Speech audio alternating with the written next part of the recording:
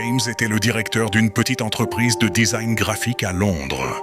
Il avait bâti son équipe avec soin, choisissant des collaborateurs talentueux et passionnés.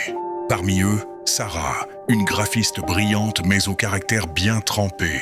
Un jour, alors qu'un client important se plaignait d'un retard, James convoqua une réunion d'urgence. En découvrant que Sarah avait oublié d'envoyer les fichiers finaux, il entra dans une colère noire. Sans écouter ses explications, il la réprimanda violemment devant toute l'équipe, puis lui annonça qu'elle était renvoyée sur le champ.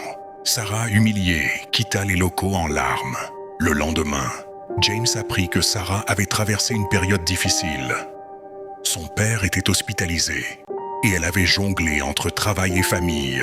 Elle avait même prévenu un collègue de son retard, mais le message n'avait pas été transmis. Pris de remords, James tenta de la rappeler. Trop tard, Sarah avait déjà trouvé un poste ailleurs, dans une agence prestigieuse. Son départ provoqua une onde de choc dans l'équipe. Plusieurs employés démissionnèrent dans les mois suivants et l'entreprise perdit plusieurs clients fidèles.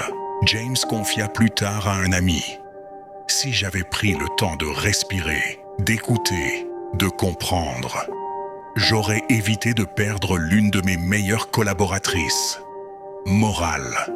La colère est un feu qui consume la lucidité.